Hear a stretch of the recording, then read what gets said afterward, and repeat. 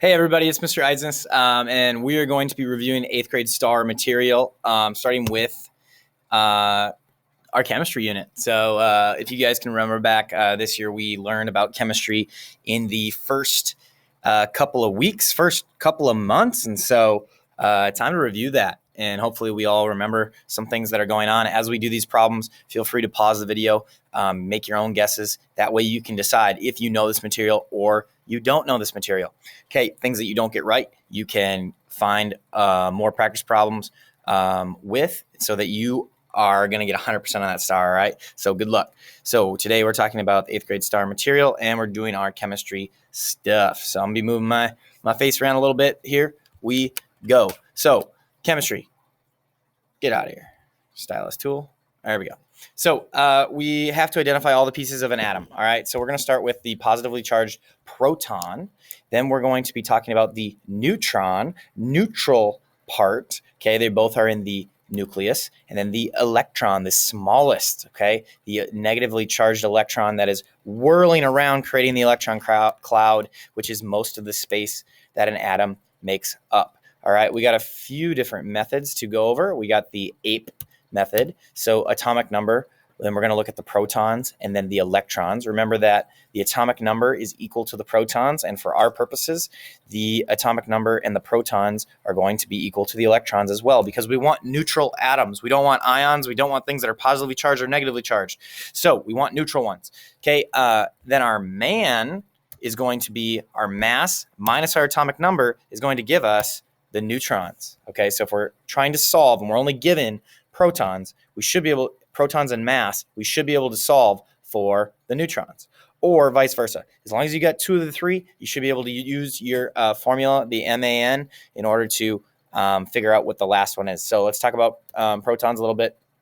First off, they are positively charged. Okay, where are they located? They're located in the nucleus. Okay, this is the densest part of the atom. And then lastly, they're going to weigh 1 AMU, or atomic mass unit. All right, so they count. They are heavy. Most of the mass is in the nucleus because these neutrons, which have zero charge at all, they don't have any charge, okay, they're located in the nucleus, and they are 1 AMU as well. So protons and neutrons, they weigh a bunch, but electrons, which are negatively charged, okay, are located in the electron cloud, which buzzes around the nucleus. They don't have hardly any mass. Almost 1/2000th, okay? 1 of 1,836. That's not very heavy at all. So they're super, super light, and they fly around, okay? The electrons are the things that are actually going to be interacting and what make a atom reactive, okay? Whereas the protons and the neutrons are going to be in the nucleus. So the nucleus is going to wind up being positively charged, whereas the outside of that is going to be negatively charged, all right? Most of the mass in an atom is in the nucleus. Hello. There we go, nucleus. Okay, whereas most of the empty space is in the electron cloud. So if I tell you that there are 75 protons within a element, you should be able to tell me that there's going to be also 75 electrons, because they have to be equal according to our APE theory. And then the neutrons, as long as you know the mass is 186, you should be able to take 186 minus 75 and get 111. All right, so you should be able to solve that given the information. All right. As long as you know what element we're talking about, you should be able to solve that. Okay, what is the difference in electrons between one atom of potassium and radon? Okay, so that's going to be 86 minus 19 gives you 67. So what's the difference in electrons shown between one atom of potassium and one atom of radon? Well, we can look at our periodic table and solve that. So radon is going to be element 86, and potassium is going to be element 19. And so that's how you're able to figure out the amount of electrons and solve that problem. All right, let's keep it on. So what is used to determine the atom's identity? Well, that's going to be the atomic number. All right, this is also the number of protons. When we look at our periodic table, it's going to be the number in the top left of your periodic table.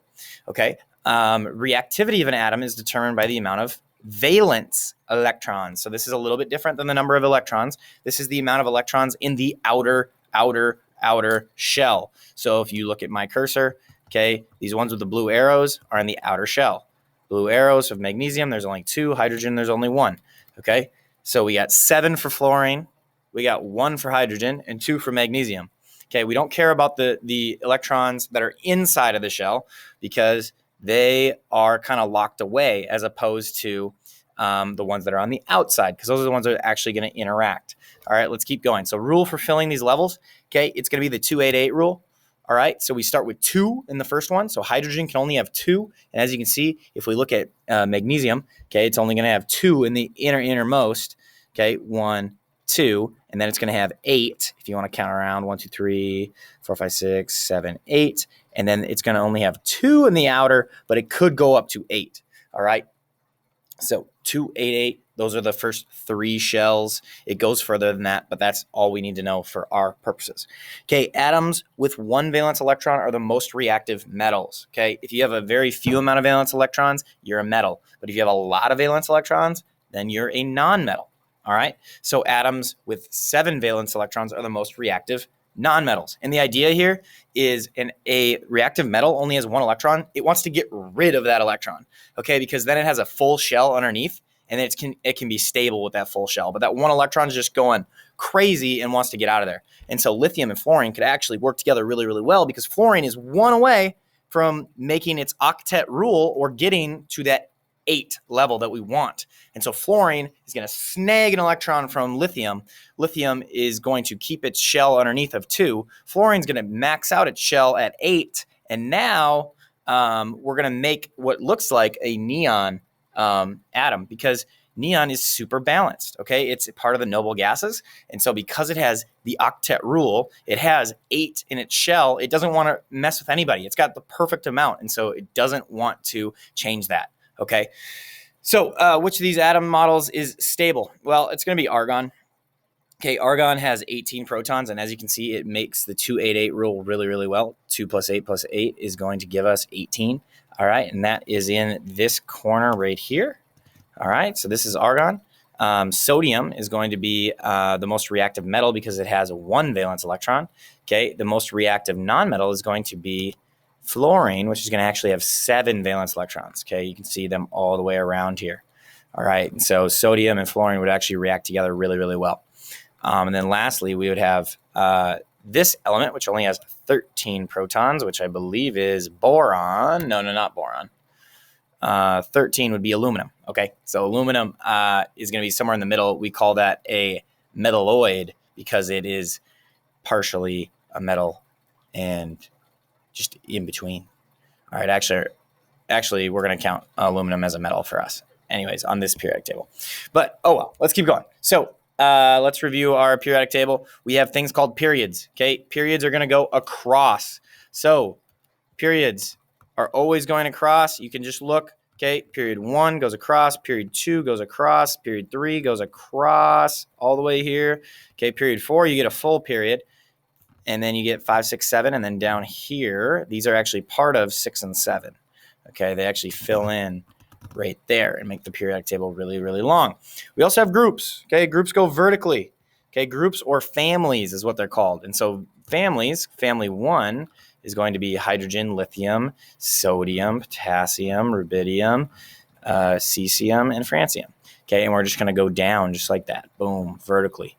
All the way until we get 18 is the last one that goes vertically down.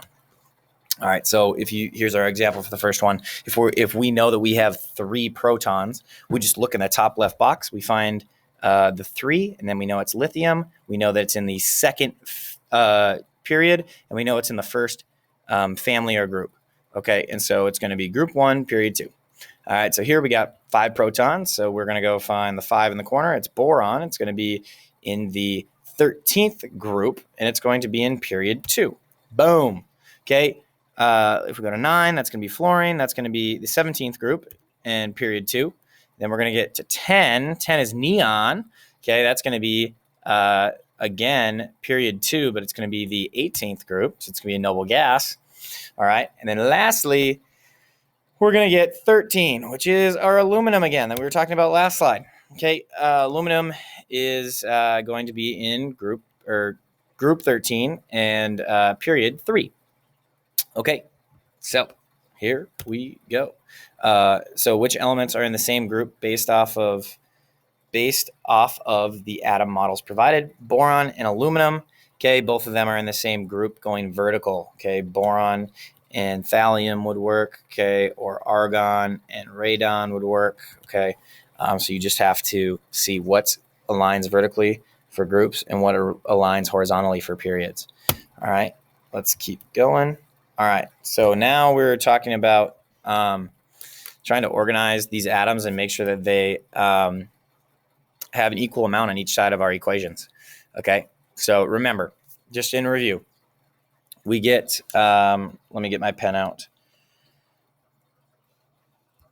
All right, in review, when we were talking about atoms, okay, this one right here is going to have 1 carbon and 2 oxygens. All right, the subscript is going to tell you how many you have. Okay, same here, we're going to have 1 carbon and 4 hydrogens.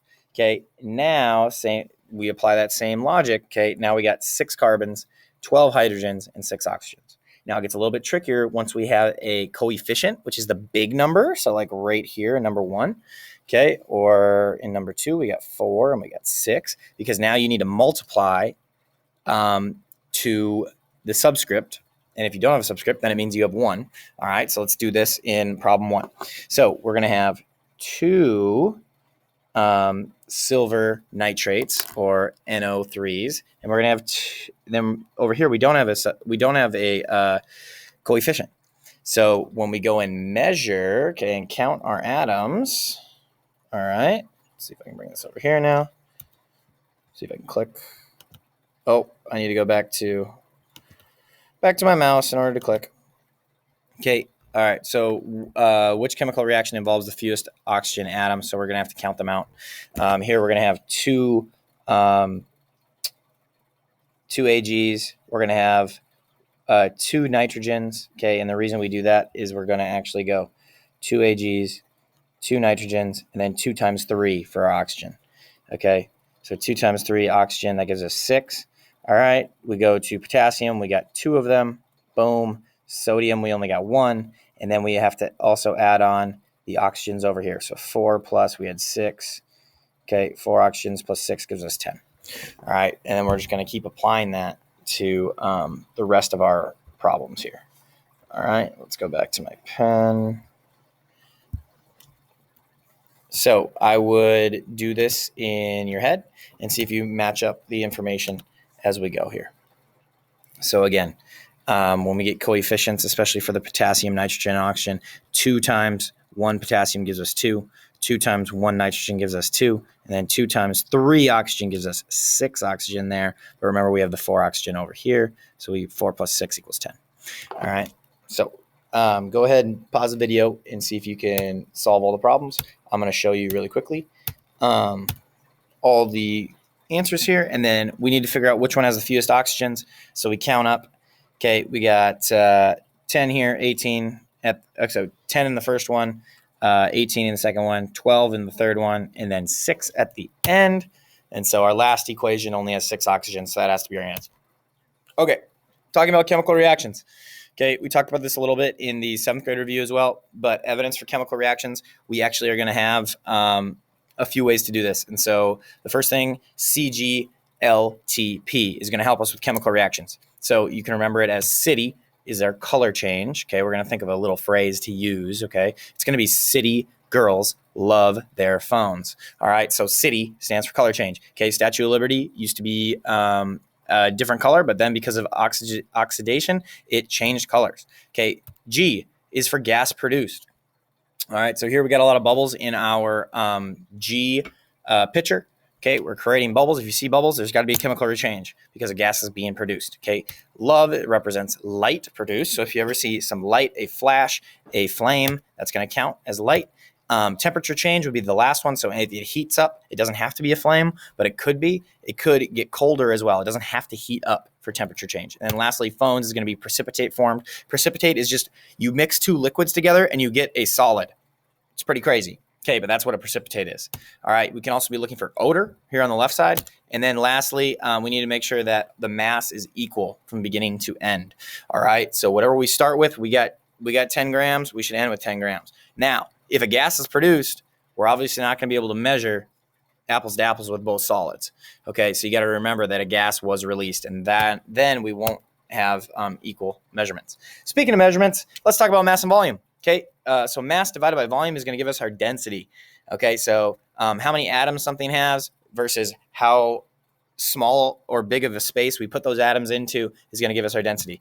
So in this problem, it says a balance and a graduated cylinder were used to determine the density of a mineral sample. If the mineral sample had a volume of 5.3 centimeters cubed and has a mass of 35.7 grams, what is the density of the mineral sample? Well, what are you solving for? Well, density. What's our equation? It's going to be density equals mass divided by volume. Okay, what do we know? Well, we know the volume is 5.3 centimeters cubed because centimeters cubed is a volume measurement.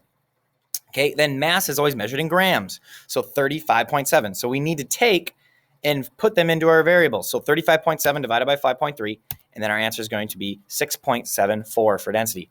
Now, that's going to be 6.74 grams per centimeter cubed. Okay, all right. That's going to be it for the first video, and I will catch you guys in the next one. Peace.